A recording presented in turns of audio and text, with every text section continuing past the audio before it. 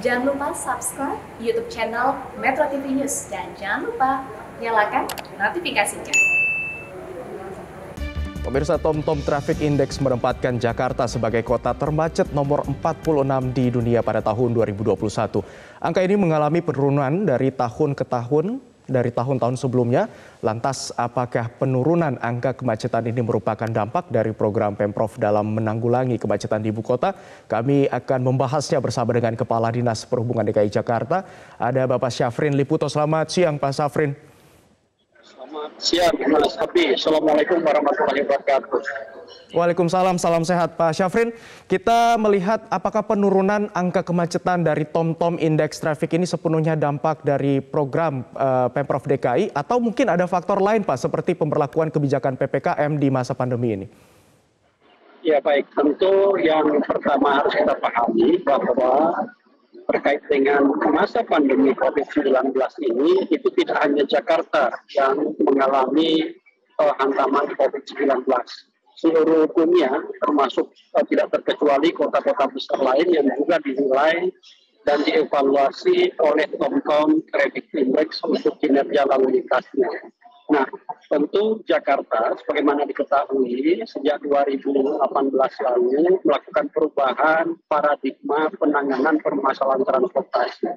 Jadi artinya bahwa upaya-upaya yang sudah dilakukan sejak 2018 ini konsisten sampai dengan saat ini dilakukan, itu menunjukkan ada perbaikan kinerja lalu lintas secara keseluruhan di Jakarta, sehingga penilaian dari TomTom Traffic Index itu, jadi jika kita bandingkan dengan upaya-upaya yang dilakukan oleh kota lain yang juga mengalami hantaman COVID-19, ini lebih konsisten. Artinya program tahunan yang kita jalankan ini menunjuk pada satu arah, bagaimana kita mengendalikan dan melakukan penanganan terhadap mobilitas orang, tidak lagi melakukan penanganan terhadap mobilitas kendaraan.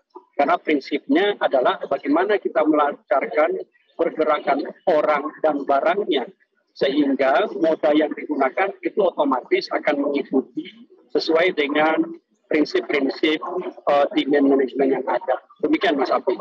Baik, tadi Anda katakan Pak Syafrin ada perbaikan-perbaikan yang konsisten dilakukan oleh Dinas Perhubungan dalam hal ini. Apa saja perbaikan yang dilakukan Pak? Baik, dari sisi penanganan Jakarta, dari perubahan paradigma dari semula orientasi pembangunannya kepada kendaraan pribadi, sejak 2018 ini sudah dirumuskan untuk merubah paradigma penanganannya menjadi transit oriented development. Artinya mobilitas warga itu dilihat, dihitung, diukur, kemudian ditetapkan kebutuhan mereka dalam bermobilitas itu menggunakan sistem transit kita seperti apa. Nah, dari pengalaman kita bahwa untuk prioritas penanganan itu ditetapkan ada 4 prioritas yang dilakukan oleh Jakarta sejak 2018. Pertama adalah penanganan terhadap first and last mile pelaku mobilitas. Karena begitu perjalanan dari awal dan di akhir dari rute ataupun jaringan angkutan umum, itu biasanya sebelumnya kurang diperhatikan pergerakan mereka. Oleh sebab itu, Jakarta menempatkan di urutan pertama penanganannya adalah first and last mile-nya, yaitu membangun jalur pedestrian dan juga jalur sepeda. Artinya ini ditangani pertama. Kita tahu saat ini sudah ada lebih kurang 250 pedestrianisasi yang diselesaikan. Demikian pula halnya dengan penyelesaian terkait dengan jalur sepeda yang terintegrasi dengan sistem layanan angkutan umum. Yang kedua, tentu baru dilakukan penanganan terhadap integrasi layanan angkutan umum. Kenapa ini penting? Karena ternyata setelah diidentifikasi, hampir tidak ada integrasi secara utuh dari seluruh layanan angkutan umum yang sudah dibangun di Jakarta. Sebagai ilustrasi, contohnya adalah pembangunan yang baru saja dilakukan, itu pembangunan koridor 13, berarti dari Mampang sampai dengan Puri Beta Ciledug. Kemudian di bawahnya itu ada pembangunan MRT. Tapi pada saat crossing di kawasan ASEAN, kedua moda ini tidak dipikirkan integrasinya. Nah ini yang kemudian sejak 2018 diidentifikasi, dilakukan integrasi secara utuh, secara penuh, antara Transjakarta dengan MRT koridor 13 dengan jaringan MRT dari Lebak Bulus sampai dengan kota. Yang sekarang sudah selesai penanganannya dalam waktu dekat, ini akan diluncurkan. Demikian pula halnya dengan integrasi moda lainnya, termasuk di dalamnya kami kolaborasi dengan pemerintah pusat, baik itu BUMN maupun Kementerian Perhubungan, juga dengan BUMN dan BUMD Pemprov DKI Jakarta dalam konteks penataan kawasan stasiun. Kita ketahui dulu, sebelum dilakukan penataan kawasan stasiun, maka begitu orang turun di stasiun KRL khususnya, maka mereka akan bingung melanjutkan perjalanan kemana. Sehingga mereka akan tumpah ruah di sepanjang jalan di stasiun itu. Ini yang menimbulkan kemacetan. Dan oleh sebab itu dengan penataan kawasan stasiun, kita lakukan integrasi antar moda, baik itu KRL dengan Transjakarta maupun angkutan para transit yang ada di kawasan itu, serta dilakukan integrasi antara transportasi dengan tata ruang yang ada di wilayah ataupun kawasan stasiun. Ini yang dilakukan yang kedua. Yang ketiga, tentu kita pahami sekarang Jakarta, bahkan dunia, itu menghadapi yang namanya adalah climate change. Jadi yang kita hadapi sekarang ada dua garis secara besar, yaitu climate change dan juga COVID. Tetapi kita lihat bahwa yang dihadapi Jakarta dari sisi climate change adalah adanya polusi udara yang tinggi. Dan tentu ini menjadi prioritas penanganan juga dari sisi transportasi. Kenapa? Karena kita pahami bahwa hasil pengukuran rekan-rekan Dinas Lingkungan Hidup bahwa polusi udara di Jakarta 70%-nya itu disumbang oleh pencemar primer. Siapa itu pencemar primer? Itu adalah kendaraan bermotor. Apakah itu roda 4 atau lebih maupun roda 2. Tentu ini menjadi prioritas ketiga, yaitu bagaimana kita mendorong penggunaan kendaraan yang ramah lingkungan di Jakarta.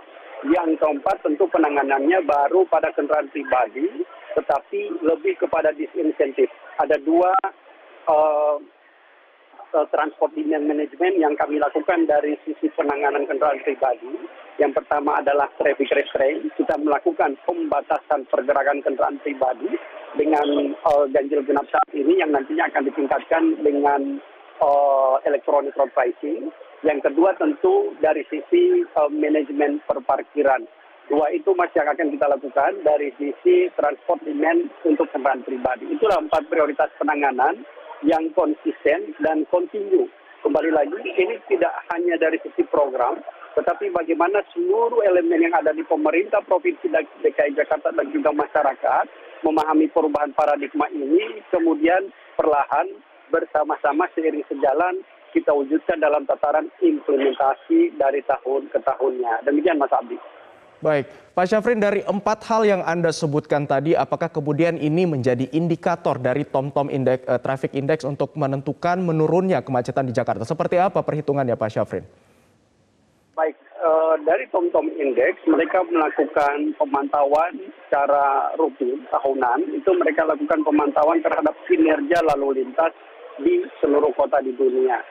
Jadi ada indikatornya bagaimana kecepatan rata-rata di setiap ruas jalan yang ada, kemudian termasuk tingkat kepadatan, jadi volume per kapasitas itu dilakukan pengukuran, yang kemudian ini diukur secara keseluruhan kota, di mana persentase terbesar itu otomatis mengalami kemacetan tertinggi dalam perhitungan TomTom Traffic Index. Demikian, Mas. Baik. Pak Syafrin, salah satu upaya penanganan kemacetan yang tadi juga Anda sempat jelaskan adalah dengan sistem perbaikan sistem angkutan umum yang terintegrasi. Nah, apakah bisa dikatakan dengan menurunnya angka kemacetan ini karena minat masyarakat saat ini untuk naik kendaraan umum sudah mulai meningkat? Ya, dari hasil penataan yang kami lakukan terkait dengan integrasi, ini bisa dilihat bahwa sebagai ilustrasi adalah penumpang Transjakarta. Pada awalnya 2017, penumpang Transjakarta itu total, itu hanya sekitar 350.000 penumpang per hari. Artinya, ada yang miss dalam pelaksanaan penataan penyediaan layanan angkutan umum secara Transjakarta. Oleh sebab itu, tadi di prioritas kedua adalah bagaimana angkutan umum ini dilihat secara komprehensif apa yang menjadi permasalahannya, kemudian didapatkan akar masalah itu yang dilakukan penanganan oleh Pemprov DKI saat ini. Nah, untuk contohnya Transjakarta, setelah dilihat kapasitasnya tidak mungkin naik lagi dari sisi penggunaan layanan ke di atas 350.000 pada saat itu, dilakukan integrasi secara menyeluruh. Integrasinya kita lihat ada integrasi dengan KRL, kemudian integrasi dengan MRT, dan juga integrasi dengan LRT. Ini LRT kita integrasikan secara utuh di halte Pemuda dengan stasiun velodrome LRT Jakarta. Demikian pula halnya dilakukan integrasi dengan seluruh operator existing, tidak hanya bus besar yang di awalnya, tetapi juga di operator existing bus sedang, contohnya Kopaja dan Metro Mini juga secara perlahan dilakukan integrasi, juga Mikrotrans. Mikrotrans, kami menyebutnya Mikrotrans jika masyarakat Jakarta mengenalnya adalah angkot. Kita kenal ada angkot yang warnanya orange dan juga yang warna telur bebek. Itu sekarang keseluruhannya dilakukan penataan secara komprehensif dan kemudian diintegrasinya secara utuh. Hasilnya sebelum pandemi di tahun 2020, penumpang Transjakarta bahkan menyentuh angka 1.060.000 penumpang per hari. Jadi bisa dibayangkan Mas Abdi, sebelumnya di 2017 dia hanya 350.000 per hari. Pada 2020 kemarin sebelum pandemi dia menyentuh angka 1.060.000. Demikian pula halnya dengan MRT.